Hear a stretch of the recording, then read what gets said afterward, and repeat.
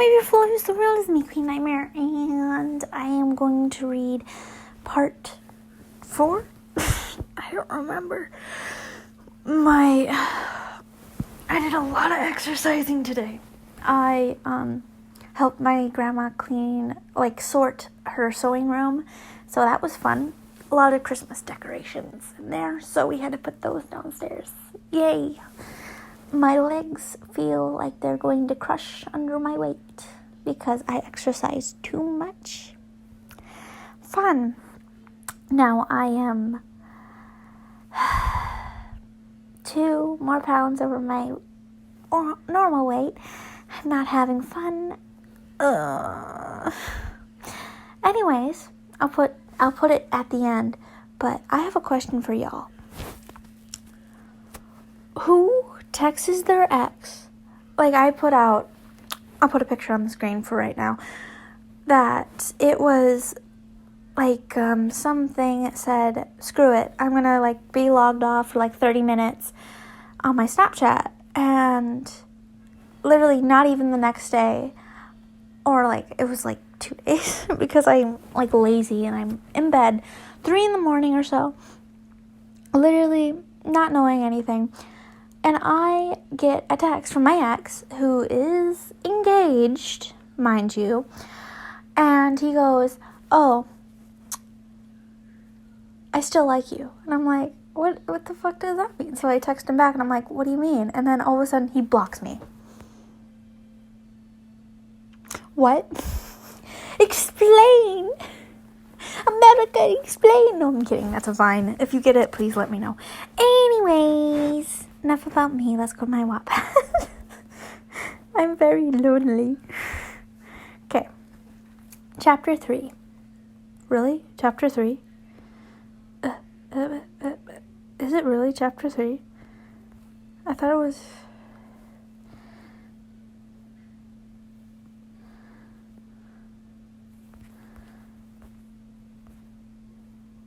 Huh? No. It's Chapter 3. I was losing my mind. Okay. Chapter 3. Ted's POV. Harry, can Scorpius come over? I asked as he was just about to leave for work. Is Draco okay with him being alone when no one is here? He asked. Yeah, I nodded. Yeah, that's fine. Ginny should be sticking around anyway until around noon. My face dropped. And I want you to apologize. But nothing, he told me sternly. I groaned and stomped into the kitchen. Harry noticed I was annoyed and walked over to me as I sat at the table. I was pouring my cereal when he hugged me. Ted, just apologize to her. I want you two to get along. Why does it matter? She doesn't want to adopt me anyway, I huffed. What makes you say that? She said it last night. I heard you two, I frowned. He took a deep breath and sighed. Ted, she'll come around. I'll make her. He smiled. I want to adopt you, he promised. I grinned slightly and hugged him as he kissed the top of my head. I'll see you later. Try not to get into too much trouble. No promises, I smirked. Harry just laughed and shook his head. He opened the door, and I heard talking. Hello, Draco. Harry, I heard. Scorpius, Ted is in the kitchen. Help yourself to anything. Thank you, Harry. Bye, Dad. Bye. And behave, I heard Mr. Draco say. No promises, Scorpius muttered, coming into the kitchen. I heard both men laugh and then the door close. He looked around before looking at me. Who's that chick? Scorpius asked, sitting down as I stood up to get him a bowl. Ginny? Oh, no, where's that chick? Scorpius asked, sitting down as I stood up to get him a bowl. Ginny? I think she's still asleep, I answered. I'm sorry she was so rude to you. Hey, it's okay. Dad told me she was a real pain in the ass in school, he laughed. But Harry loves her, I scoffed, rolling my eyes. Loves who? Ginny asked. Loves who? Ginny asked, walking into the room. You, I muttered. Good morning, Ma'am, Scorpius said. Ginny's eyes fell on Scorpius, and they narrowed slightly. Good morning, Scorpius. Nice to have you over again. She gave a small smile. Her eyes looked back over to me. Ted? Teddy, does Harry know he is here? She asked. Yes, he's fine. He said it was fine. I tried my best not to sound angry. Okay, well, I'm going to get ready for the day.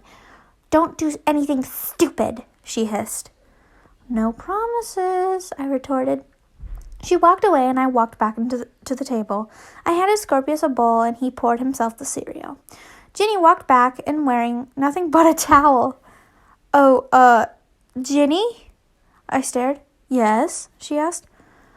I'm sorry I yelled at you yesterday, I apologized, trying my best to make it sound convincing. Oh, you're a teenager. I understand. I forgive you, she said, and then left the room. I didn't want to apologize, but Harry wanted me to. I turned to Scorpius. You're lucky your nose doesn't grow like Pinocchio, he laughed. Your nose would be like huge. Scorpius and I knew all about things muggle. His father taught him how to live like a muggle because he wanted to teach him respect and not to depend on magic. And of course, Harry taught me how to live like one because that's how he was raised. Shut it, Scorp, I growled, and he just smirked. She doesn't want to adopt me, I frowned. And Harry does? He asked. Yeah. He says he really wants to. Last night, I called him Dad. Well, I think he'll adopt you, he smiled. Want to go outside? I asked, changing the subject. He smiled and nodded. We walked outside to play with some expensive stuff we got from Ginny's brother's shop. Harry's POV. I was sitting at my desk doing paperwork when my phone started to vibrate next to me. I picked it up when I realized it was Ginny. Hey, babe, what's wrong? What's up? I asked. Harry, you need to come to St. Mungo's. Scorpius and Ted were playing with some stuff they got from George's shop, and something went wrong. My stomach dropped. I'll be right there, I rushed. I told Ron I needed to leave. I apparated to the hospital. Ginny, I yelled as I ran up to her. She was standing outside one of the rooms. What happened? I asked. Well, I'm not entirely sure. He wouldn't tell me, she replied, but Ted's hand was bloody and Scorpius was unconscious. Shit, I cursed and ran into the room, and Scorpius was awake while lying in the bed. Ted sat next to him. Ted, I yelled. Harry, his eyes widened. What happened? I asked. Well, we were fooling around with one of the explosive things, and I didn't let go in time. He showed his bandaged hand. You have to be more careful, Ted. You're lucky Ginny was home to even take you here, I shouted. Scorpius, does your father know you're here? Before Scorpius opened his mouth, Draco came running in. What happened? He asked. He was in his uniform, as I assumed he came from a shift. It was Ted's fault, he yelled. Scorpius Hyperin Malfoy, Draco shouted. You are just as much to blame. I'm sorry, he apologized. Apologize to Harry, he yelled. I taught you better than to go into somebody's house and wreak havoc. Scorpius looked over to me and frowned. I'm sorry, Harry. As long as you're okay, that's all that matters, I told him, and Draco sighed. Scorp, you should probably rest, Draco suggested, running a hand through Scorpius's hair. I'll come back later. Scorpius nodded, and Draco started off. Come on, Ted. I motioned to him to follow me, and he did. I walked out with Draco. Go sit with Ginny. I need to talk to Draco. He frowned, but he did. Draco, I'm so sorry, I apologized. I'll talk to him about it when I get home. He put his hand on my shoulder. Hey, don't worry about it. Boys play rough all the time. Scorpius is just fine, he said. He squeezed my shoulder. Don't worry about it, mate. Is Ted okay? I think his hand is just bandaged. Well, that's good. They're okay. He smiled. Tell Ginny I said thank you. Will do, I smiled. See you later. He walked away, and I walked towards Ted. Let's go, I growled. We walked in silence to the car. Then it was silence in the car as well on the way home. I wasn't sure what I was going to do, but I wasn't going to yell. So once we got home, I told him to sit. Explain to me what happened today, I said. Well, we were outside because Ginny was in the house getting ready. So we were playing around with explosives. So I was holding one and I didn't let go. Well, it exploded in my hand and shot off, hitting Scorpius in the head. I screamed in pain, and that's when Ginny came running out. Ted explained. Scorpius was knocked unconscious? I asked, and he nodded. Does he have a concussion? No, they said he was hit in the temple and he was knocked out. He'll be fine. Okay, well, I want you to apologize to Draco for injuring his son. And you're grounded, I said.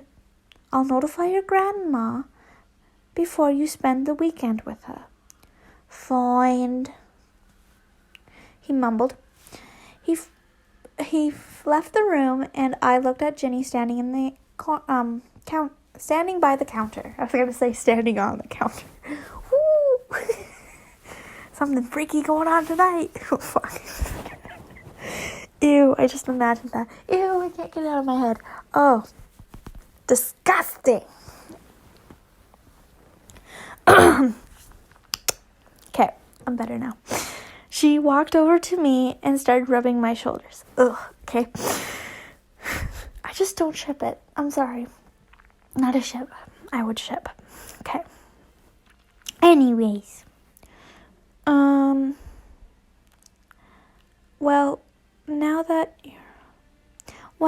Now that you're home, maybe we should talk about the wedding, she suggested. Ginny, I have too much to think about. The wedding is the last thing I want to think about, I told her. Besides, I told you, we can't get married right away, Gin. I'm too busy, and now I have to deal with Ted getting in trouble. Well, tell him to stop hanging around Malfoy's kid. Draco has changed, Ginny.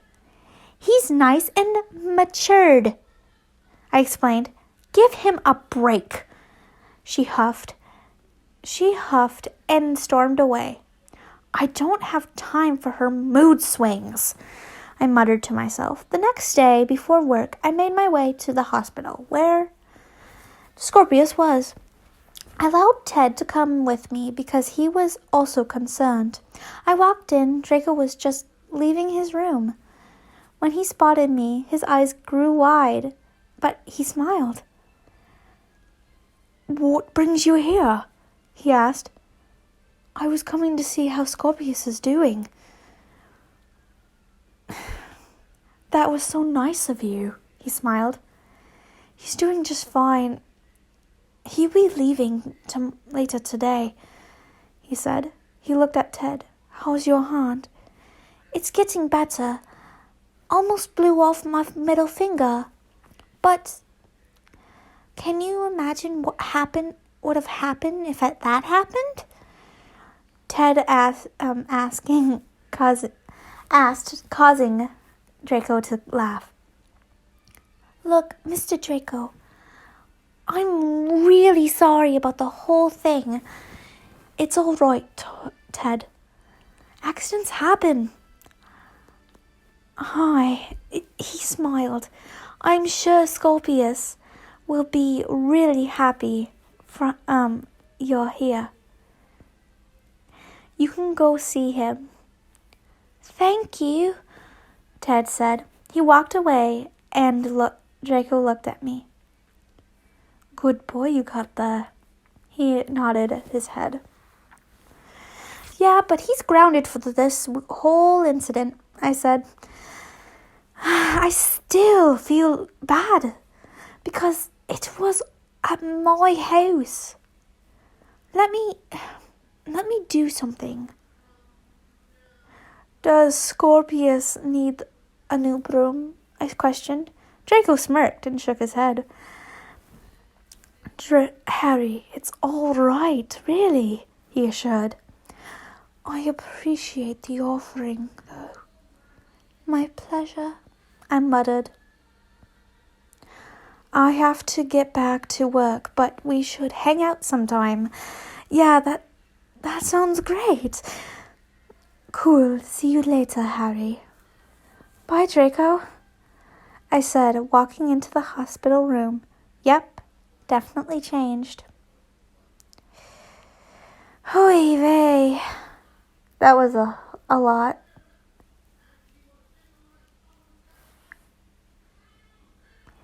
Sorry, I'm just watching this thing and I'm like, that's cool. Do I have storage for it, though? No, I accidentally tapped on it. Oh, this is going to be a lot. The next one has self-harm in it, so I will put a caution on it. Thank you guys for watching. I hope you like, comment, and subscribe. I will leave the thing down below, in the video at the end, right after this. I'm really sorry about my personal life, but I'm so confused. I don't know what this means. Because I'm naive. That's the problem. I'm so naive. I don't understand love life. Seriously. A guy could say, "I like you, girl." I'm like, really? You go be like, seriously? And I'm like, I don't know. See, that's the problem. I don't know things. Well, guys, I have to sign it off here. The link is always down in the description. All my socials are showing right now. Bye-bye. Love you.